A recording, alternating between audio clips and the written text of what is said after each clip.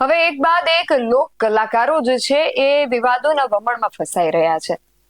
તાજેતરમાં આપણે દેવાયત ખબરનું જોયું હતું કે ઘણા બધા વિવાદો એમના નામ સાથે સામે આવ્યા હતા.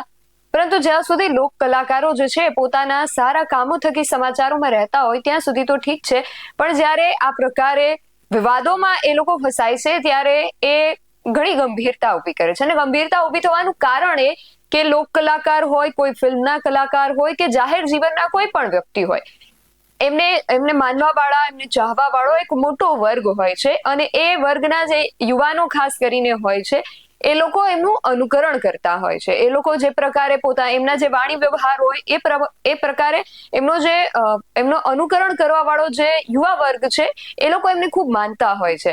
એટલે ગંભીરતા એટલા માટે ઊભી થાય કે એ લોકો જ્યાં સુધી સારા કામોને લઈને ચર્ચામાં રહે છે ત્યાં સુધી તો કોઈ વાંધો નથી, પણ જ્યારે આવા વિવાદિત જે મામલાઓ છે એ સામે આવે છે ત્યારે પછી એમનાથી પ્રોત્સાહિત થઈને એક મોટો વર્ગ એમનું આ અનુકરણ ન કરે એ એક ગંભીર ચિંતાનો વિષય બનતો હોય છે.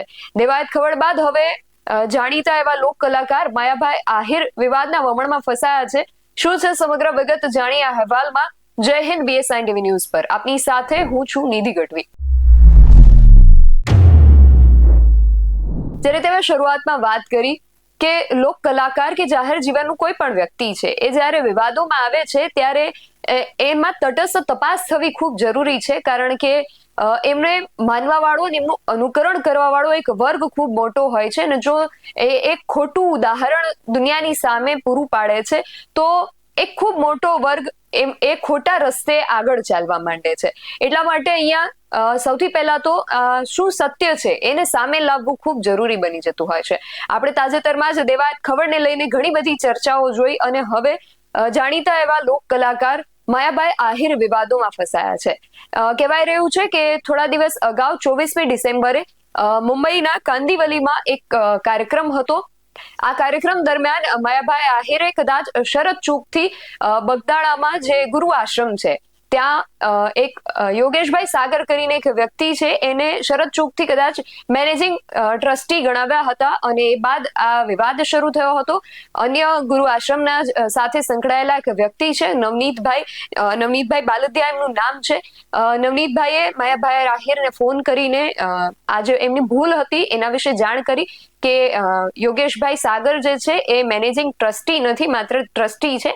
એ બાદ બંનેને ટેલિફોનિક વાતચીત થઈ અને ત્યારબાદ માયાભાઈ આહિરે એક માફી માંગતો એક વિડીયો પણ જાહેર કર્યો. અને એ બાદ થયું એવું કે જે નવનીતભાઈ બાલદિયા છે એમની ઉપર હુમલો કરવામાં આવ્યો છે.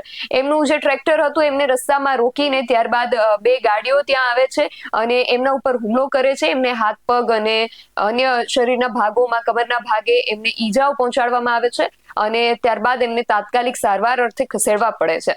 તો બંનેની જે વિડીયો સામે આવ્યા છે એના પર પણ એક નજર કરીએ. જ્યારે માયાભાઈ આહિરે માફી માંગતો જે વિડીયો જાહેર કર્યો છે એના પર પણ નજર કરીએ અને એ બાદ નવનીતભાઈ બાલદિયાએ આ આખી ઘટનાને એનું વર્ણન કરતા શું કહ્યું એ પણ સાંભળીએ. નમસ્કાર મિત્રો, જય શ્રી રામ. હમણાં જ તાજેતરમાં મુંબઈ કાંદિવલીમાં 24 ડિસેમ્બરનો જે કાર્યક્રમ હતો એ કાર્યક્રમમાં મારે એક જાહેરાત કરાણી બગદાણા વિશે અને એમાં મેનેજિંગ ટ્રસ્ટી શબ્દ મેં વાપર્યો અને મને હમણાં જ નવનીતભાઈ સરપંચશ્રીનો ફોન આવ્યો. એમણે મારું ધ્યાન દોરાવ્યું કે ભાઈ હજુ કોઈ મેનેજિંગ ટ્રસ્ટી નથી, બધા ટ્રસ્ટી જ છે. તો મને ખબર નથી કોણ જે કઈ રીતે છે હું, પણ મેનેજિંગ ટ્રસ્ટી શબ્દ મારાથી જે બોલાણો એ મારી ખરેખર ભૂલ છે. જાહેરાત કરી એ બાબત તો મને બગદાણા ટ્રસ્ટ ક્ષમા આપે એવી આપ બધાને પ્રાર્થના કરું છું.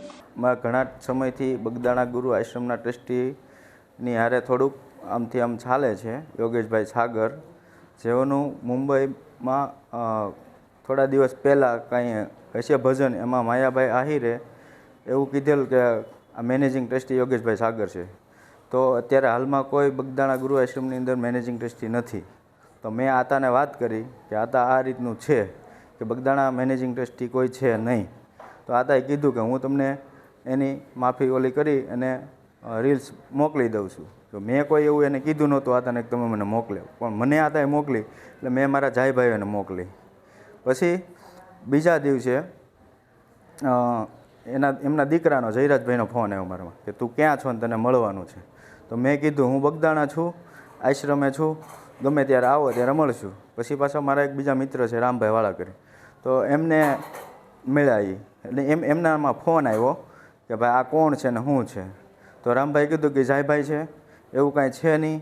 એનું બધું મને બોલાવ્યો, વાતચીત કરી તો એવું કાંઈ હતું નહીં. પછી આ લોકો રાતે આવ્યા છે ને મારું ટ્રેક્ટર ઊભું રાખ્યું. ટ્રેક્ટર ઊભું રાખી અને ટ્રેક્ટરમાંથી છાવી કાઢી ગયા. મારા છોકરાનો ફોન આવ્યો કે પપ્પા કોઈ આપણા ટ્રેક્ટરમાંથી છાવી કાઢીને ટ્રેક્ટર ઊભું રાખીને અહીંથી વહી ગયા છે. તો હું ત્યાં ગયો તો પછી ગાડી પાછળ, ગાડી લઈને હતા, વેરના ગાડી હતી અને એની પાછળ હું ગયો. તો પછી એ લોકોએ ગાડી આગળ જવા દીધી. તો પછી પાછળ મારી પાછળ ગાડી આવીને કે તું કેમ અમારી રેકી કરે છે.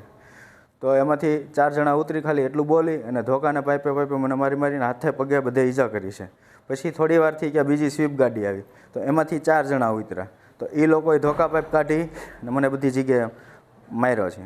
અમારા હાથે ફ્રેક્ચર આવ્યું છે, 2 પગ, 2 હાથે, પાછળ, કમરના ભાગે બધી જગ્યાએ મને મારેલો છે. ત્યાર પછી અમે અહીંયા હનુમત હોસ્પિટલમાં એડમિટ થયા. પછી સાહેબ બગદાણા પોલીસ સ્ટેશનમાંથી અમે અહીંયા આવ્યા હતા લખવા, એટલે એમાં ફરિયાદ આપી છે. અને અમારા 2 મોબાઈલ તોડી નાખ્યા, મારી 2 વ્હીલ બાઇક તોડી નાખી. અને સાહેબને મારી નમ્ર વિનંતી છે કે આની યોગ્ય તપાસ થાય, આમાં કોણ કોણ પાછળ છે આ કારણની અંદર. એટલી મારી એસપી સાહેબને મારી વિનંતી છે કે આની અંદર કદાચ મોટા માથા હોય ખરા કાંઈ પણ. તો આમાં આક્ષેપ થઈ રહ્યા છે કે આ હુમલો કદાચ માયાભાઈ આહિર દ્વારા કરાવવામાં આવ્યો છે. એવા આક્ષેપ નવનીતભાઈ બાલદિયા દ્વારા કરવામાં આવી રહ્યા છે. યોગેશભાઈ સાગરનું નામ પણ સામે આવી રહ્યું છે કે એમની સાથે પણ એમને કદાચ પહેલાથી જ અણબનાવ હતો અને એને લઈને કદાચ આ વિવાદ આગળ વધ્યો હોય, એવી બધી જ શક્યતાઓ જે છે. આ શક્યતાઓનો અંત ત્યારે આવી શકે જ્યારે હવે આગળ આમાં પોલીસ તપાસ કરશે અને તપાસના અંતે આ બધી જે શક્યતાઓ છે એનો અંત આવી શકે અને એમાં ખરેખર તટસ્થ શું કારણ હતું આ હુમલા પાછળનું એ સામે આવી શકશે. આ સમગ્ર ઘટનાને લઈને તમારું શું માનવું છે અમને કમેન્ટ કરીને ચોક્કસથી જણાવજો. આવા જ વધુ અહેવાલો સાથે મળતા રહીશું. તમે મારી યુટ્યુબ ચેનલને સબસ્ક્રાઇબ કરવાનું અને અમને ફેસબુક અને ઇન્સ્ટાગ્રામ પર ફોલો કરવાનું ભૂલશો નહીં. બાકી નવી અપડેટ્સ માટે આપ જોતા રહો BS9 TV ન્યૂઝ. નમસ્કાર.